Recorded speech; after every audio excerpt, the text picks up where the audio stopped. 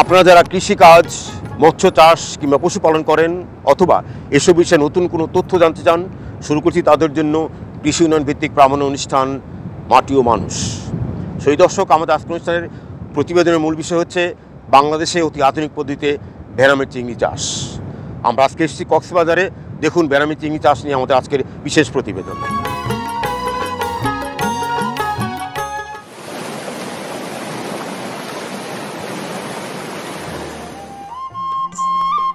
কক্সবাজারের মেরিন ড্রাইভে সোনারপাড়া হ্যাচারি জোনে সিমার্ক নামের এই ফার্মটি একটি অত্যাধুনিক চিংড়ি খামার। একসময় এটি ছিল একটি চিংড়ি হ্যাচারি।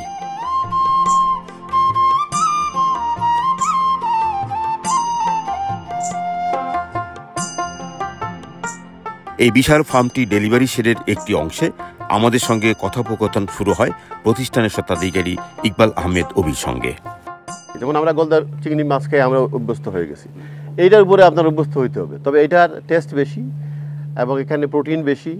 যেহেতু এটাকে মনিটর করা হয়, ফার্ম করা হয়, ফার্ম চিকেনের মতো, সুতরাং আপনি এটা প্রোটিন আপনি নিজে ক্যালকুলেশন করে দেখতে পারেন। কী খাবার খায় সেইটার ট্রেসেবিলিটি আপনি দেখতে পারবেন। বাংলাদেশের গলদা চিংড়ির প্রসঙ্গ টেনে কথা শুরু করলেও ইকবাল আহমেদ অবি যে চিংড়ি প্রজাতির উৎপাদন এবং ট্রেসেবিলিটির কথা বলছিলেন, সেই প্রজাতিটি হচ্ছে ভেনামি চিংড়ি।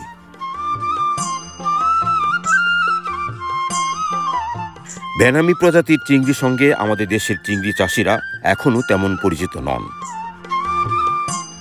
আমরা গলদার কথা জানি, আমরা বাগদা চিংড়ির কথা জানি, এমনকি বাগদার মধ্যে হরিণা প্রজাতির সঙ্গেও আমরা বেশ পরিচিত।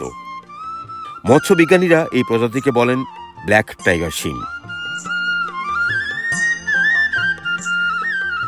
আর এই নামেই আন্তর্জাতিক বাজারে বাংলাদেশের চিংড়ির সুখ্যাতি অনেক।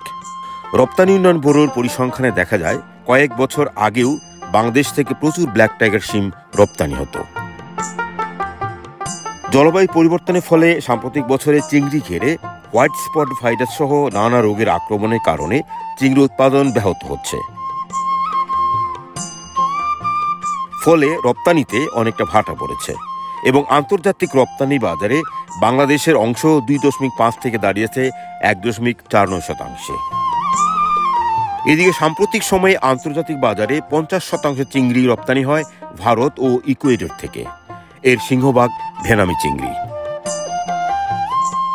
ভেনামি একটি উচ্চ ফলনশীল হাইব্রিড চিংড়ি প্রজাতি।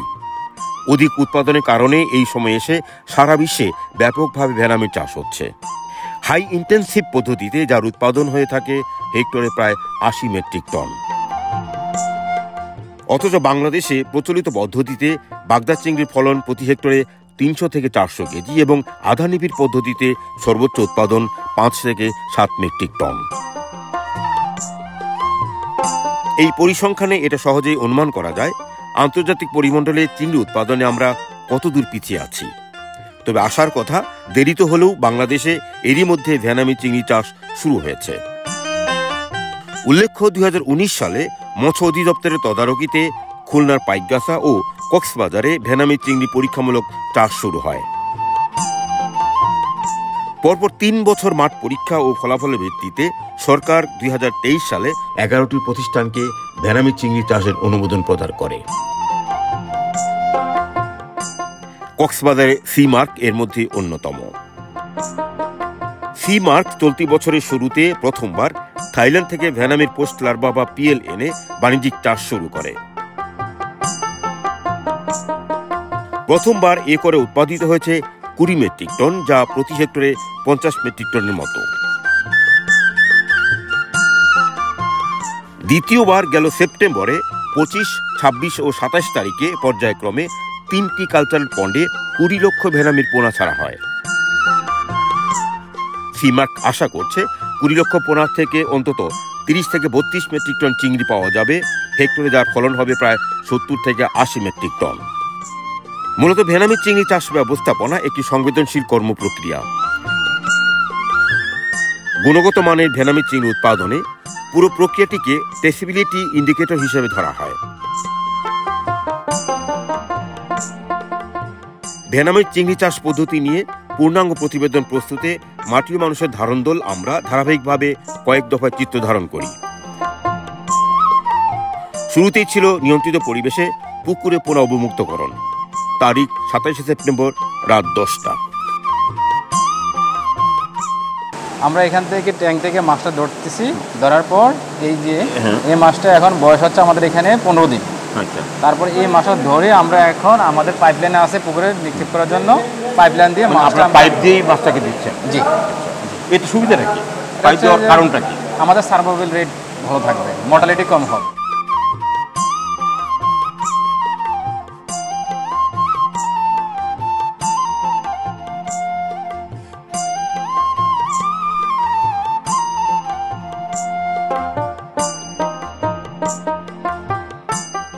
আগে আমরা অ্যাপ্রুভ করাছিলাম, প্রচণ্ড গরম, এখানে প্রায় 40 ডিগ্রি সেলসিয়াস এখানে মেনটেন করছে। 40 ডিগ্রি কেন? 40 ডিগ্রি হচ্ছে আমাদের এই যে ক্লোজ ডোর, কোনো দিক দিয়ে 1 ইঞ্চিও কোনো লিক নাই, বায়োসিকিউরিটির জন্য। সেই জন্য আমাদের এখানে টেম্পারেচারটা হাই। এটাকে মাছের মর্টালিটি রক্ষা করার জন্য 40 ডিগ্রি না, বায়োসিকিউরিটির জন্য, একমাত্র বায়োসিকিউরিটির জন্য। বাইরের কোনো বাতাস ভিতরে আসবে না, ভিতরের কিছু জিনিস বাইরে যাবে না। এখন রাত্রের সময় আপনি এই কাজটি করছেন? জি। আর এগুলো এখন পুকুরে যাবে? জি। তা আমরা পুকুর দেখবো না দিনে সকালে দেখবো? সকালে।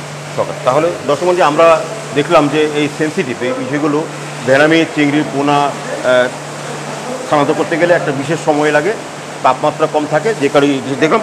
আমরা একটু পরে যাব পুকুরে, যেখানে দিনের আলো আসবে এবং দিনের আলোতে পুকুরের কার্যক্রম আমরা দেখব। সেই রাতের অবমুক্তকৃত ভেড়ামির পোনার বয়স আজ 45 দিন।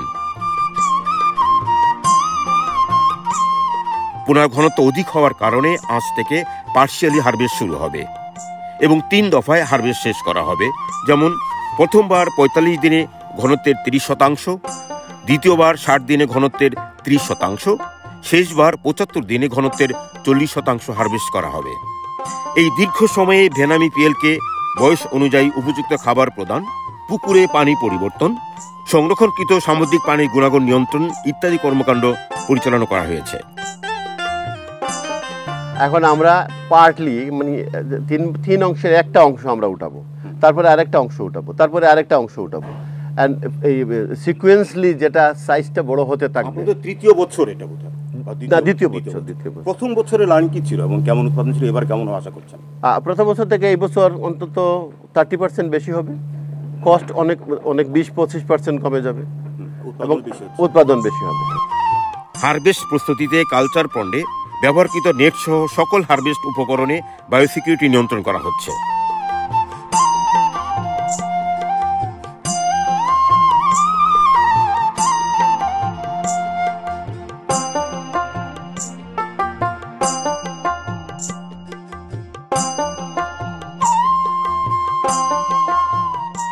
এখানে 5টা পুকুর আছে। এগুলো 45 দিনের উৎপাদন। এটা 45 দিনের আপনার হারভেস্টিং হচ্ছে এখন। এর মধ্যে বিশেষ কোনো ব্যবস্থাপনা ছিল যে ব্যবস্থাপনা বাংলাদেশের ক্লাইমেট চেঞ্জের কারণেও আমরা ভালো ফলাফল করছি? আমরা মেকানিক্যালি এটাকে কন্ট্রোল করি, ওয়াটার ট্রিটমেন্ট, প্রেশার, যত কিছু আছে, হাইজিন আমরা ভেরি কেয়ারফুলি মেনটেন করি। সুতরাং এখানে এনভায়রনমেন্টালের কোনো কিছু না, এটা free from any environmental side effect. আমরা তো মাদারগুলো সিপি থেকে সংগ্রহ করছি পোনাগুলো। জি জি জি জি জি। তো আমরা কি ওদের ভবিষ্যতে আমাদের যে লার্নিংটা আসলো, আপনাদের লার্নিংটা আসলো, আমরা কি মাদার তৈরি করতে পারবো না? হ্যাঁ, আমি শুরু করে দিছি। আচ্ছা, আমি মাদার এই মাস থেকেই আমরা মাদার শুরু করে দিচ্ছি অলরেডি। আমরা উই হ্যাভ স্টার্টেড। আশা করি আগামী মার্চ এপ্রিল মাসের দিকে আমরা পোনা সরবরাহ করতে পারবো। চমৎকার চমৎকার, মানে সবগুলো হ্যাঁ একেবারে একই রকম, সবই একই সাইজ। মানে আপনার এই মাছটা বিক্রি করতে সহজ কেন, সুপার মার্কেট যখন তারা চায় তাদের যেটা সাইজ চাইবে ওই সাইজ আমরা এটা মানে উৎপাদন করে আমরা দিতে পারবো। ন্যাচারাল যেটা ফার্মিং হয় ওইটা কিন্তু দেওয়া সম্ভব। ছোট বড় হয়ে কেন গার্মেন্টসের মতো একটা সাইজ আছে না, large, medium, small, extra large, হ্যাঁ, ট্রিপল এক্সট্রা, এরকম। যার যে দেশে যে দিরাম, যারা বেশি ধনী তারা বেশি বড় খাইতে পছন্দ করে, তারা এফোর্ড করতে পারে।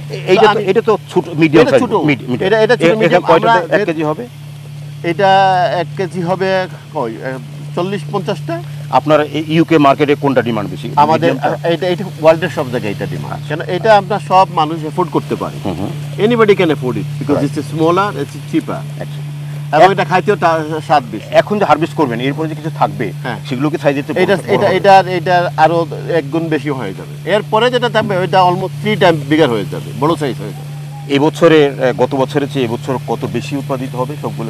এবং আমার মনে হয় এই বছর কম হলে আমরা প্রায় 70-80 টন করতে পারবো। মানে কত গুণ বেশি হবে গতবারের চেয়ে? অলমোস্ট 40% বেশি। আগামী বছর আমরা আশা করতেছি 100% আরও বেশি হবে।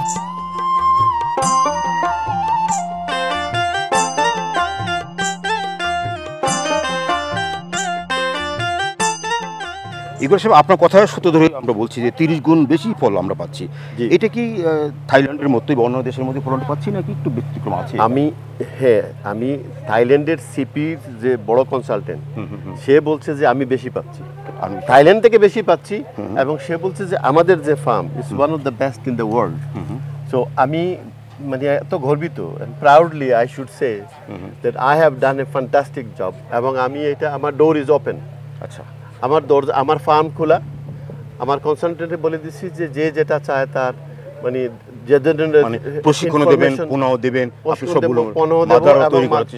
চেষ্টা করতেছি, এবং তারপরে বাই ব্যাকও করবো আমি। তো আপনি তো এই নিয়ে পৃথিবীর বিভিন্ন দেশে ঘুরেছেন, আপনার কি মনে হয় যে আমাদের সাধারণ চাষিরা ওপেন ঘেরে সনাতন পদ্ধতি এই ভেনামি চাষ করতে পারবে? হ্যাঁ, পারবে। ওইটাও আরেকটা পদ্ধতি আছে, ওইটাও আরেকটা পদ্ধতি আছে, বাট আমি যেটা উৎপাদন করতেছি এখানে 50-60 টন কমার্শিয়াল, ওইটা তো সে তারা পাবে না। আচ্ছা, আর আমার কনসেপ্ট হলো বাংলাদেশ একটা ছোট দেশ, জায়গার ক্রাইসিস বেশি, আমি অল্প জায়গার মধ্যে অতিরিক্ত প্রোডাকশন করব, হিউজ ক্যাপাসিটি, তখন আমার জমির ইয়ে হবে না। চিংড়ি তো মাত্র একটা বছরে একটা সময় করা যায়, কিন্তু ভেনামি তো সারা বছরই করা যায়। সারা বছর করা যায়, 12 মাস করতে পারবেন, যে কোনো সাইজে করতে পারবেন। আচ্ছা, এটা simply as good as garments. আচ্ছা, এটা কিন্তু সুপার মার্কেটে বিক্রি হয়, বিভিন্ন মাল্টি স্টোরে বিক্রি হয়, মাল্টিন্যাশনাল স্টোর যেগুলো আছে ওগুলো বিক্রি হয়।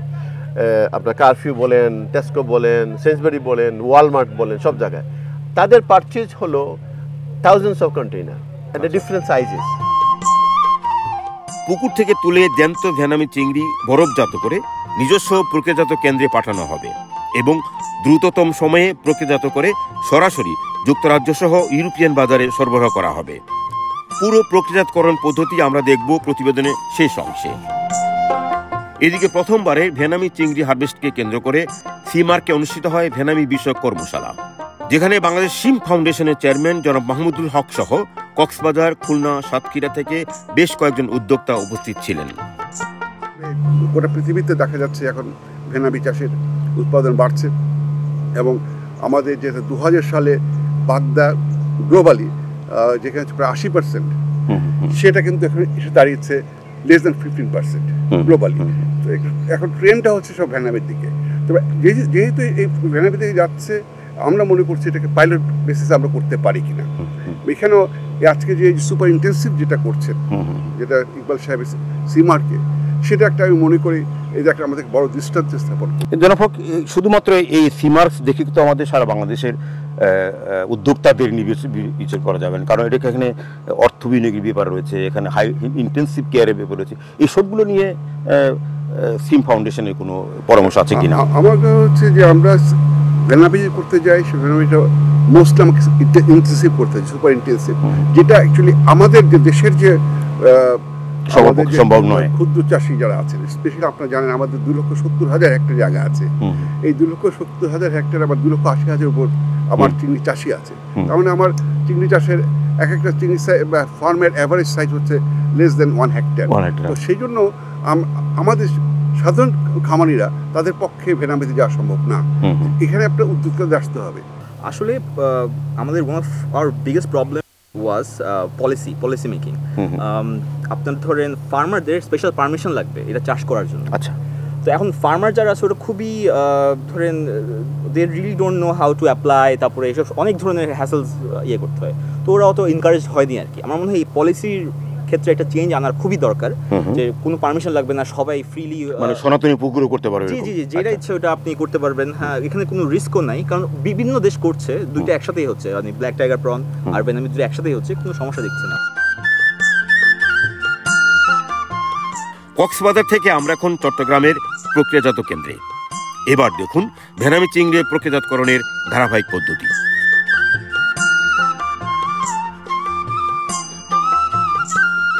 কালচারটা ওখানে করছি, এটা বাংলাদেশে প্রথম সুপার ইন্টেন্সিভ পদ্ধতিতে চাষ, কেউ এ পর্যন্ত সুপার ইন্টেন্সিভ পদ্ধতিতে চাষ করে নাই। কিন্তু এগুলো তো আপনারা নিজেরা এখন যেহেতু আমরা নিজেরাই প্রসেসর মানের কোনো এবং কালচারার, আমরা ওখান থেকে সরাসরি আমাদের নিজের গাড়ি পাঠিয়ে ওখান থেকে সরাসরি সংগ্রহ করে জীবন্ত মাছ আপনার ট্রাকে আইসিং করে জীবন্ত মাছ নিয়ে আসছি। এই ক্ষেত্রে আমাদের প্রোডাক্টের কোয়ালিটিটা অনেক গুণ বেশি অন্যান্য জায়গা থেকে এবং নির্ভরযোগ্য। এই যে মাছগুলো, জীবন্ত মাছগুলো আপনার আইসিং করা হলো, আইসিং করার পরে আপনি এখন ফ্যাক্টরি আছে, ফ্যাক্টরি থেকে আপনি বেশ কয়েকটি প্রক্রিয়ার মধ্যে আপনি রপ্তানি করবেন। কতদিনের মধ্যে এই মাছটি ভোক্তার হাতে পৌঁছবে? এটা সময়টা কি? 1 থেকে 2 মাস, সর্বোচ্চ 2 মাসের মধ্যে ভোক্তার হাতে চলে যাবে। আমাদের একটা চিংড়ি মাছের বা এই ভেনামের কতদিন ভালো আমাদের এটাকে বলে সেলফ লাইফ। সেলফ লাইফ, এই সেলফ লাইফটা আমাদের এখানে সারা বাংলাদেশেই এটা প্রায় 2 বছর। আমরাও সেটা ফলো করি। ইন্টারন্যাশনালি সেলফ লাইফ চিংড়ির 2 বছর স্ট্যান্ডার্ড, তবে আমাদের কোনো প্রোডাক্টে 2 বছর থাকে না।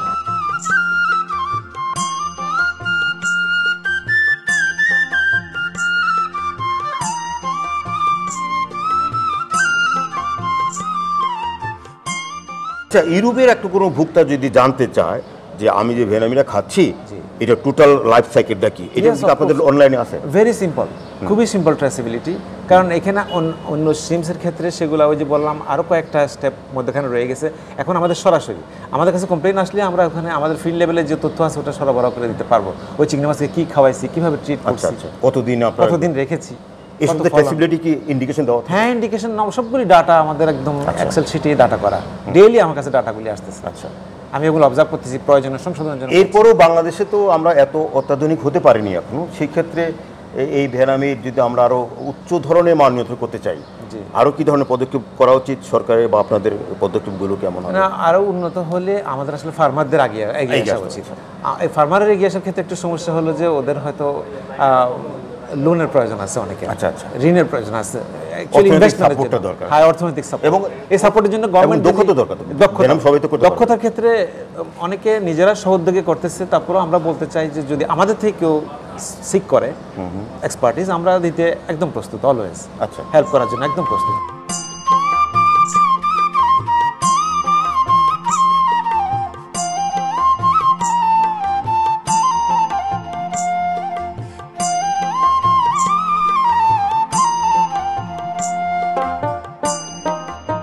বাংলাদেশে আধুনিক পদ্ধতিতে ভেনামি চিংড়ি চাষ নিয়ে ছিল আমাদের আজকের বিশেষ প্রতিবেদন। আজ এ পর্যন্তই। আমাদের আগামী অনুষ্ঠানগুলো দেখবার আমন্ত্রণ জানিয়ে শেষ করছি আমাদের আজকের মাটি ও মানুষ। সকলকে ধন্যবাদ।